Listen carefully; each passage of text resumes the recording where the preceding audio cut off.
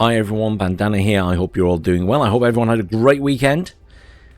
Welcome back to another Modded Monday. Today we're taking a look at Star Trek New Civilisations, which is different to Star Trek New Horizons. It's going to get confusing for anyone who hasn't played them both. So, Star Trek New Horizons is a mod for Stellaris that I have played a lot over the years. Unfortunately, the latest version has a problem with the latest version of the game. At least for some people. I'm not sure why some people are okay and other people aren't, but there's multiple reports of it just not working for some people, and that includes me, unfortunately. So I can't show off New Horizons.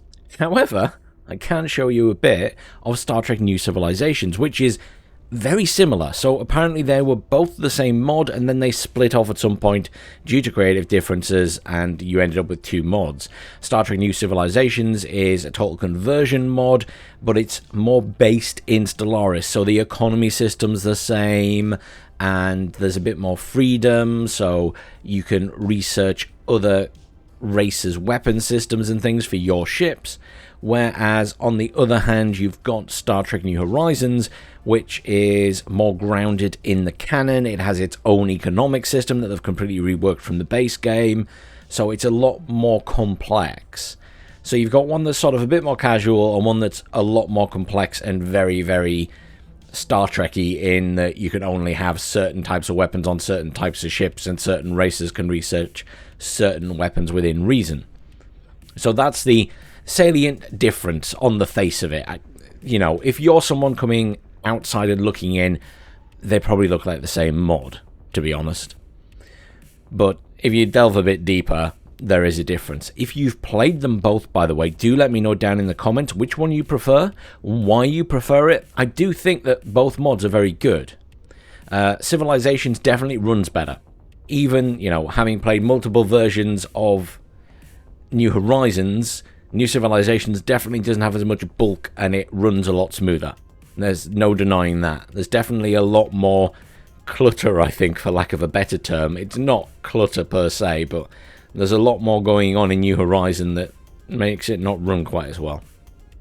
I don't think that's related to the fact that it's not working at the moment. I think there's something else gone wrong there. So, Star Trek New Civilisations.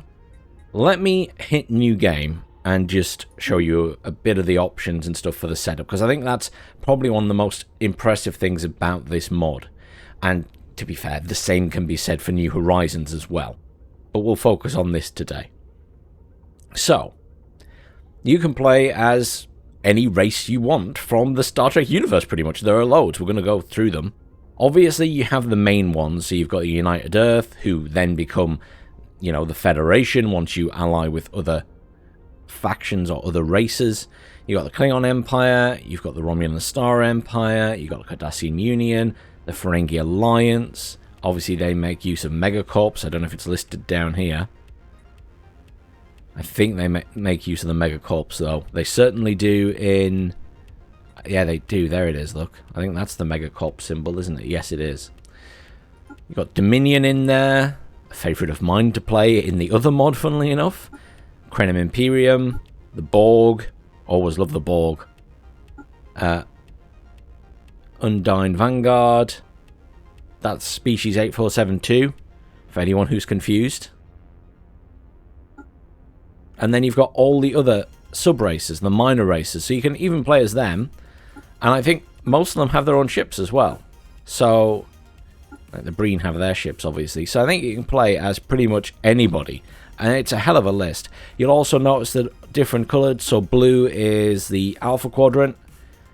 Red is the Beta Quadrant. It does say down here. And then we should have, yeah, there you go. You've got the Gamma Quadrant down here. And then you've got the Delta Quadrant at the bottom. So, you know, there's literally loads of different races you can play as. And then at the bottom, you've also got some special ones.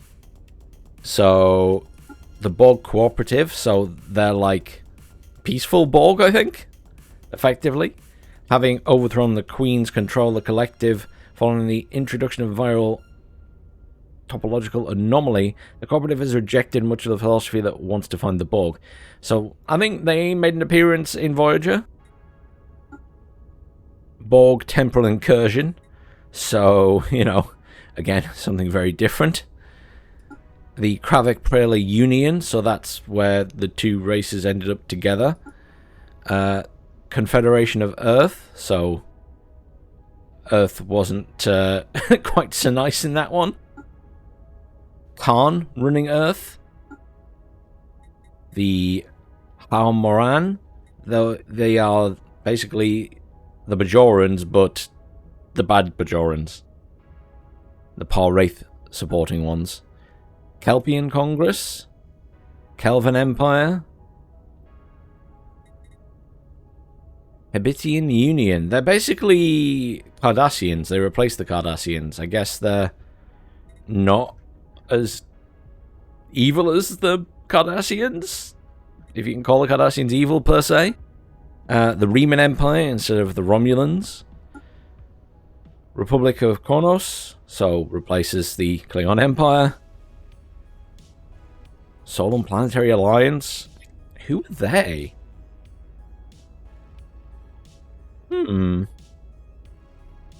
Not sure about that one. Does anyone know? Star Trek lore? Who are these guys? I'm not sure. Terra Prime. Obviously Prime Universe, I guess. This one doesn't have a background, so I guess that's not finished. And then the United Federation of Planets right at the bottom. You already start as United Federation? Oh, replaces United Earth and AI-controlled Federation founders if selected. I guess you skip the bit where you merge them together. That's fair enough. So you can form the Federation. You can form it at the start. And I guess this is like they've already been formed. But we can choose anything. I'll choose United Earth just so we can have a look at the next settings. So there's loads of map options in these games as well, or these mods. And you'll find both of them have some similar map settings. Obviously you've got Milky Way Large, the full static galaxy based on Star Trek. 1,400 star systems or more. You've then got the Alpha Beta Quadrant only, so it's a bit smaller. You can have the medium version of that. You can have the large canonical version, so that's like based in canon, which obviously has a lot more star systems. Gamma Quadrant small, Delta Quadrant small, Alpha Octant small. So this is set in ADB Starfleet universe, and it's designed for competitive multiplayer. Birth of the Federation. So Birth of the Federation is an old Star Trek turn-based game, an old 4X game, a really fantastic game, by the way. Birth of the Federation is very old, but it was an absolutely amazing game in its time. If you've never had the chance to play it, although it's a bit dated now, if you can find a version and it works, highly recommend giving it a go. It really did have a Star Trek feel to it. It was very, very well done. Back in the day, when games really did feel like you were part of that universe. It doesn't happen as often these days. Earth-Romulan War, so smaller ones for multiplayer. Federation Cardassian Borders. And then you got a small version, a medium version of the whole galaxy, and then the large one. So loads of options, and then loads of options down here. So you can have the Prime Universe, you can have it off.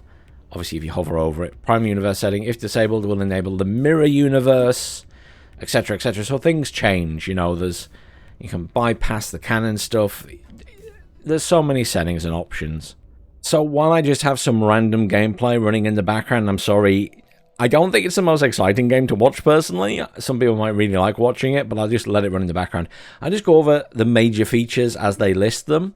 So they've got over 860 unique ship sizes, 2,000 ship selections across nearly 100 graphical cultures. They've got 160 unique species with unique clothing options and everything. You've got hundreds of events, anomalies, dig sites, crisis chains, including Borg invasion, Dominion invasion, Mirror Universe invasion, Prime Universe infiltration, Unity device, fluidic space, Andromedian invasion, spear builders, that's like the Zindian stuff. That all happens at the start for Earth, obviously. You've got Rifle Air, Gambit, Romulan drone ship, Score, loads of other mid-game event chains. You got anomalies from every Star Trek series and events, and the list goes on. There must be hundreds and hundreds in there. And like the big chain ones are good. So I've done the Xindi one for Earth, where you know they're building the sphere to try and destroy us and things like that. It's really well done. And then mechanics and features in this one, you've got a science directorate, so you can make choices about the type of technology and everything, and where you would like to focus your research. Or maybe you've discovered your neighbor has special weapons and you want to copy that, so you can refocus on that if you want. There's like all of these options. That's where the whole, you can learn or become familiar with other technologies that you might not have got in the real Star Trek universe. You've got an iconography and design bureau, so you can sort out all of your uniforms and things. Naval Museum to retire and reactivate older ship designs. Temporal Benefactor, so you can engage in the Temporal Cold War to acquire unique rewards. You've got the Federation Council, if you're the Federation. The Klingon Council for the Klingons. The Trill Symbiosis Commission to assign symbiotes. And loads more. They've got these exploration clusters, which allow exploration to continue in the late game. So I think you can find them early game, but then you have to do some research to be able to then explore them, quote unquote. So there's still, you know, something to explore later. There's improvements to terraforming and everything. There's multiple maps, as you've seen. There's loads of new megastructures, subspace relays, fleet yards, trading stations, etc., etc., etc. And obviously the Borg have their own Unimatrix complexes and things.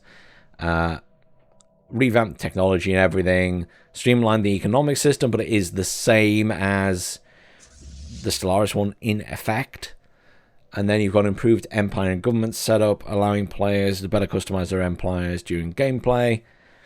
And there's various bits of DLC support in there as well. That's like the main features. As I say, this one is probably easy to get into if you're familiar with the standard game, but it is, you know, it's Star Trek. So if you're not a Star Trek fan, you might not enjoy it very much, because it's going to make a lot of references to the TV shows and things, and the options you get for events are going to relate to the TV shows. So if you know the TV shows, you know which options to select to get to the ending you want, I guess, because it's going to play out the same way. That's kind of part of the fun, I guess. The other mod, Star Trek New Horizons, is a lot more in-depth in, as I say, the economy is different, and it's much more based in canon. It is a lot bulkier. It doesn't run as well. You know, no matter how many times I've played that game compared to this one, it's really easy to see straight away that, yeah, this one runs better. I will 100% give them that. That's definitely true. I think they're both really good mods, for the record. I know some people will have a preference. I think if you're new to these, it's worth giving them both a go to see which one you prefer, assuming, of course, that the New Horizons one is working for you. I think I'll leave this video there as more of a signpost to this is what's available, because I think if you're new to trying out these mods, it could be worth trying them both, because some people will enjoy one more than the other, assuming, of course, New Horizons is working correctly.